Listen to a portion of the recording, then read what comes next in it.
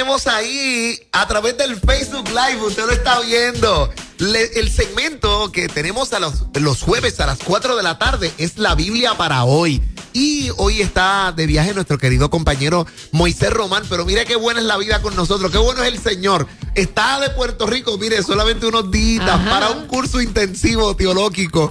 El doctor Samuel Pagán, y le dijimos, pues échese para acá, doctor. Tiene una cita para y nos dio la, me dijo, pues voy a ir para allá para hablar de la Biblia con ustedes. Así Qué que bueno. le damos la más cordial bienvenida, Le dije, doctor. voy para allá a ver si me pega algo bueno. Estoy aquí. Bienvenido. Qué gusto estar bueno, aquí doctor. con ustedes en la radio Nueva Vida en 77.7. 97.7. 97.7, viendo esta panorama tan hermoso y en diálogo con ustedes. Sí. Es un gusto estar aquí. Doctor, fíjese, quizás comenzando la pregunta, ¿verdad? ¿De dónde viene y a dónde va? Esa sería una pregunta interesante, ¿verdad? Porque sabemos que su vida es súper activa en esos espacios de visita, Tierra Santa, enseñando en diversos lugares. Mira, llegué de Jerusalén Wow. a mitad de diciembre.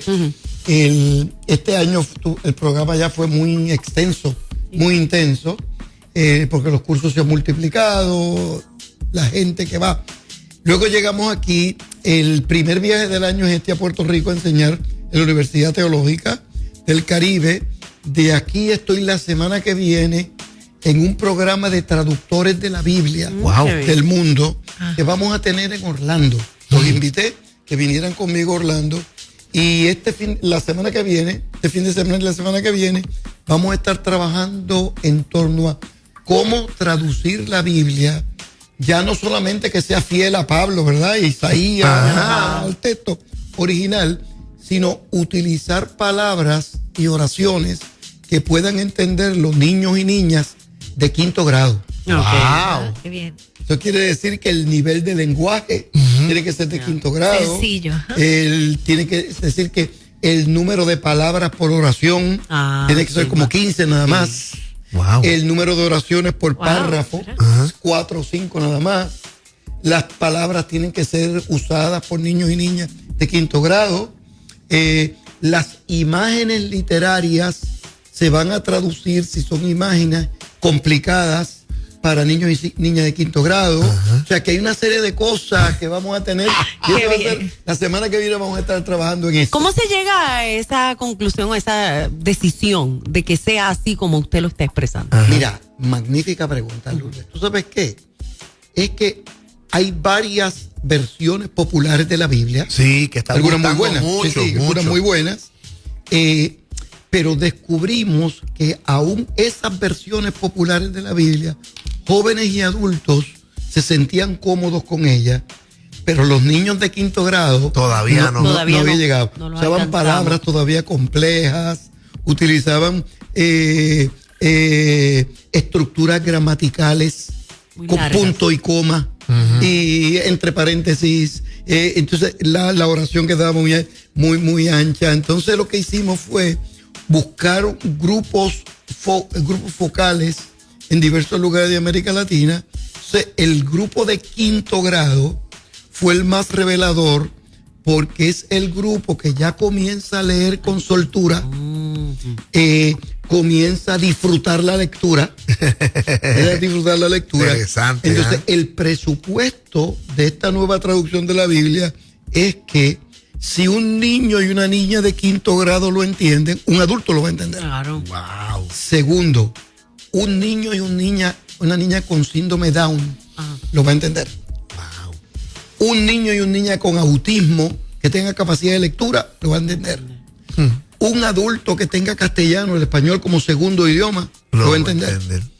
Un adulto que haya pasado un derrame cerebral y tenga dificultad para la comprensión de imágenes y lectura, lo puede entender. Quiere decir que lo que empezó con un proyecto que estaba orientado a un sector social y literario específico de la niñez, ahora ha adquirido dimensión nueva y empieza a llegar. Por ejemplo, le pedimos a un seminario de Argentina, una escuela graduada en religión, que analizara el texto y lo compartiera con niños y niñas de 5º grado. Porque recuerda que tiene que ser en un idioma castellano que se entienda en los dos polos de la lectura del castellano, que es República Dominicana y Argentina. Esos son los dos polos donde el castellano latinoamericano ha variado más. Si se entiende en República Dominicana y se entiende en Argentina, se entiende en Puerto Rico, se entiende en México, se entiende, etcétera, etcétera. Y la respuesta ha sido muy buena. Entonces, yo espero, en el nombre del Señor, con la ayuda de los traductores, la oración de la gente de Nueva Vida y todos los que me escuchan aquí, que el viernes 18, que es mañana no, el próximo viernes, nosotros aprobemos ese texto final. Yo tengo que regresar a Puerto Rico en febrero para la Asamblea de los Discípulos de Cristo, que espero traer un modelo para repartir ahí. Voy a estar en Semana Santa y yo confío en el nombre del Señor que pueda traer a Puerto Rico el primer modelo de un texto bíblico único en el mundo, tratando de llegar a esos sectores. Si el reino es de los niños y como los niños tienen que ser, pues vamos a hacer un texto que pueda llegar por ahí, que llegue a toda la sociedad. Claro que hispanoparlante. Que no es lo mismo de pensar en una Biblia infantil, porque a veces no. Claro, muy bien. Compartir el mensaje, pero en un lenguaje apropiado, porque a veces pensamos que lo de recursos para niños tiene que ser infantil. Un muñequito. No. Eso hay, y hay algunas muy buenas. Sí. No es que eso esté mal, claro. Pero lo que estamos haciendo es otra cosa. Un texto bíblico completo. Wow. El libro Apocalíptica, ¿tú te imaginas? Sí, el libro de Apocalíptica. No. Estoy buscando, por ejemplo, doctor, en mi mente decía, ¿cómo le pregunto una muestra de algún texto? Por ejemplo, quizás uno se sabe así tanto de memoria, digamos, el Salmo 23, por ejemplo, que es un salmo que dice que todos lo sabemos, si no hay pastor, nada me faltará, aunque ande en valles de lugares de delicados paz, ¿verdad? Aunque ande en valles de sombra de muerte, no temeré mal alguno porque tú estarás conmigo. Ese tipo de cosas, ¿cómo suena de forma tal? El lenguaje de esa edad, de quinto grado. Edad de quinto grado. Pero como el que no grita, ¿verdad? No lacta. Fíjate, mira que políticamente correcto, ¿verdad? Déjeme leerle el texto. O alguna porción, ¿verdad? Te voy a leer la visita de los sabios del Oriente. Qué bien. Pues estamos todavía, ¿verdad? Reyando. Después de que Jesús nació en Belén de Judea, en tiempos del rey Herodes, llegaron a Jerusalén unos sabios procedentes del Oriente. ¿Dónde está el niño que nació para ser el rey de los judíos? Preguntaron. Vimos levantarse su estrella y hemos venido a adorarle. Cuando lo oyó el rey Herodes se turbó y toda Jerusalén con él. Así que convocó de entre el pueblo a todos los jefes de los sacerdotes y maestros de la ley y les preguntó, ¿dónde habría de nacer el Cristo? En Belén de Judea, le respondieron, porque esto es lo que ha sido escrito por el profeta. Pero tú, Belén, de la tierra de Judá, no eres la menor de las principales ciudades del pueblo de Judá, porque de ti saldrá un príncipe que será el pastor de todo mi pueblo Israel. Ese es el texto, como va a leer el nuevo texto. Es que queremos que todos los componentes del sentido estén, claro, pero usando palabras que puedan ser entendidas. Sabios del Oriente, príncipe, en vez de Belén Efrata, que es una palabra rara, ¿verdad? Belén una de las ciudades de Judá, y en eso estamos. Mira qué lindo, dice por aquí ya la gente a través del Facebook comunicándose. Saludos desde Coamo, Puerto Rico, fantástico. Yo quiero una Biblia de esas para mi hijo de 7 añitos. Ya magnífico. Ya está pidiendo Biblia. Ya por lo menos hay una. Óigame, doctor, y quizás, verá usted, va y viene a Puerto Rico, está en tantos lugares del mundo. Nosotros como puertorriqueños estamos un tanto consternados por el arranque del año con unas escenas de violencia que, verá, al estar aquí ya estoy seguro que ha estado en contacto de ellas. No nos imaginamos acerca de cómo vivir con violencia en las calles. Ahora, quizás usted ve el mundo y participa y camina por diversos contextos y quizás nos preguntamos cómo se vive en medio de situaciones de hostilidad y violencia, a lo mejor lo que usted ha vivido en Medio Oriente. ¿Ve la situación de Puerto Rico y Oriente Medio con similaridad? Mira, es interesantísimo esa pregunta que me hace, porque a veces nosotros y yo estamos allá y empiezo a recibir mensajes. Estamos orando por ti. La situación es difícil. cuídense. Una vez uno preguntó, ¿todavía están vivos? De verdad. Entonces yo le digo a Noemí, algo están anunciando allí en Puerto Rico y en las Américas. Entonces prendemos la televisión en Jerusalén a ver qué es lo que está pasando. Porque realmente nosotros vivimos en un sector de la ciudad, en la misma Jerusalén, nosotros vivimos caminando a 6 minutos, 7 minutos de la ciudad vieja de Jerusalén. Para los que me escuchen y están y hayan ido a Jerusalén, nosotros vivimos al final de lo que se llama The French Hill, de la montaña francesa, que uno va caminando y llega hasta las murallas de Jerusalén. Wow. Vamos caminando frente al barrio judío de Mea Shearim, y allí vivimos. Y es una comunidad muy, muy, muy segura. Porque hay que distinguir entre la violencia criminal y la violencia ideológica. Wow. Las balas son las mismas y matan a la gente igualito. Pero la sociología de la violencia es diferente. No es que una sea mejor que la otra, ¿verdad? Solamente voy a presentar la violencia. En la Tierra Santa hay lugares que nosotros no vamos. Punto. Porque habiendo tantos lugares buenos y seguros para ir, que va a meterse uno, ¿verdad? Por lo menos Gaza es un lugar de tensión, pues evitamos Gaza. Evitamos Gaza. Hebrón es un lugar de tensión, pues evitamos Hebrón. ¿Entiendes? De esa manera, esos son focos mayores de tensión, uno no está.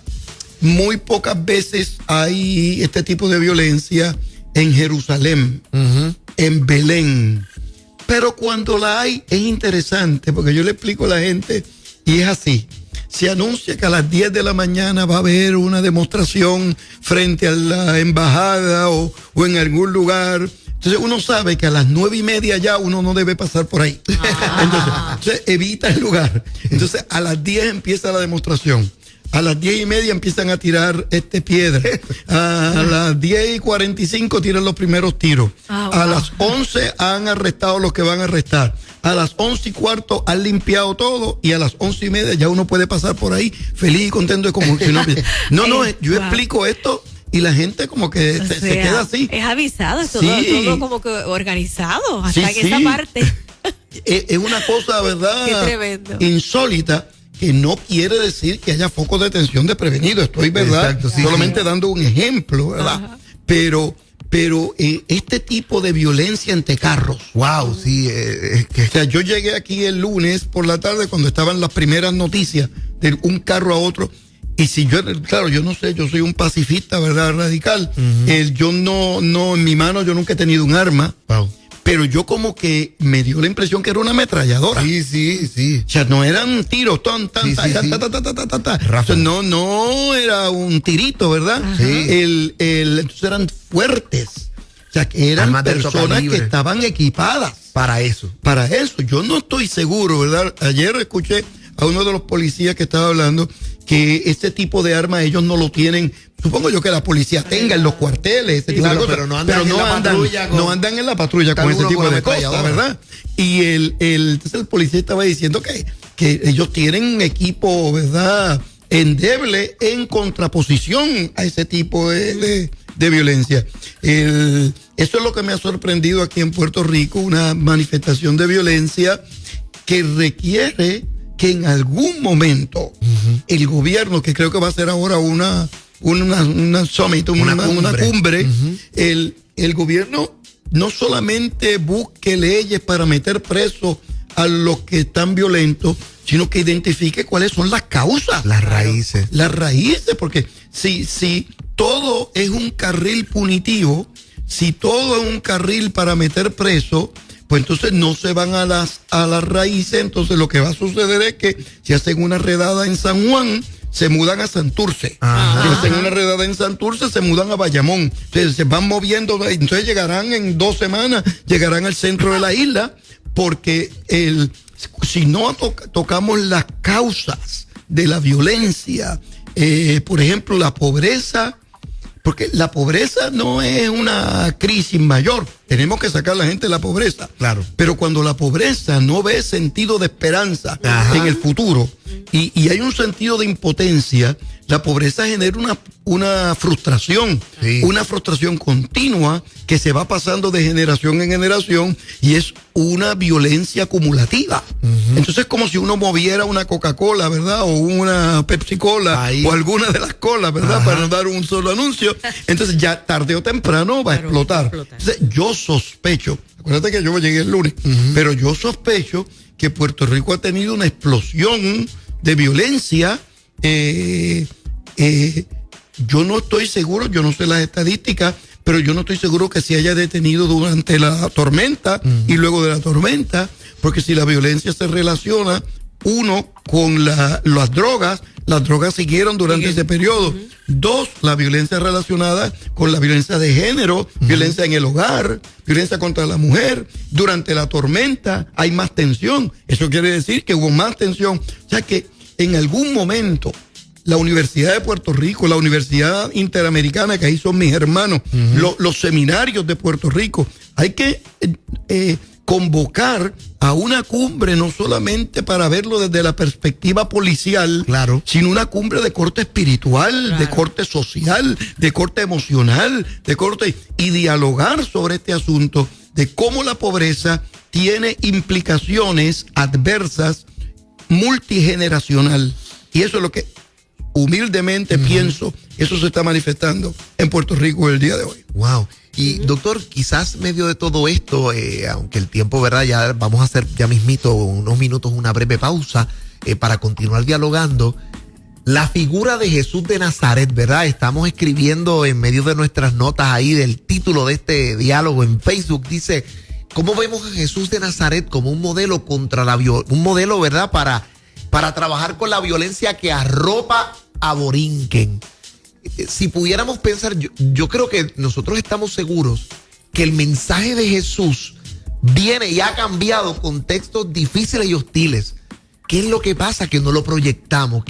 ¿Cómo podemos sacar ese mensaje para afectar y cambiar la vida de la violencia que nos arropa? Porque en ese proceso estamos involucrados todos. Sí, no. No es como que aquello, mira, aquel residencial, el que tiene el gatillo. Eso es una manera, como ustedes decían, una manifestación. Pero hay una clase de violencia con la que Jesús quiere trabajar, que está adentro de nosotros. Buen comentario y buena pregunta.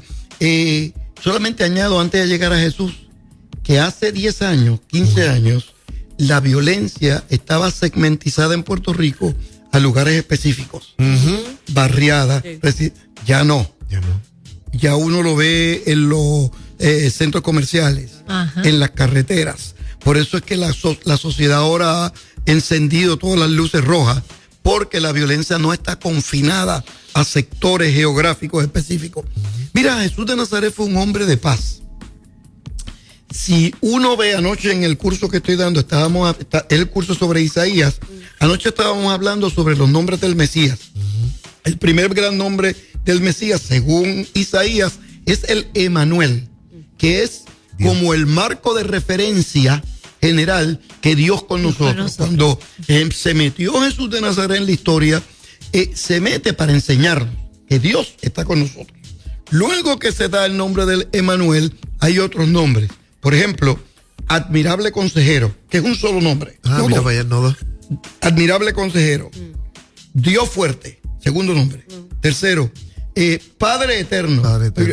Y después, Príncipe de Paz. O sea que desde el comienzo mismo, desde antes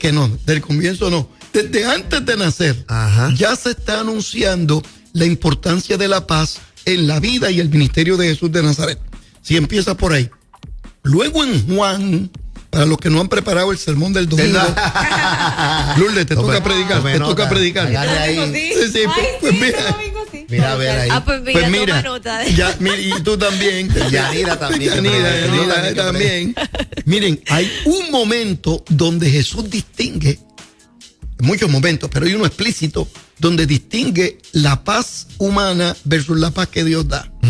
Es cuando en el Evangelio de Juan, el capítulo 15, dice: la paz os dejo, e Irene. Esa es la paz romana.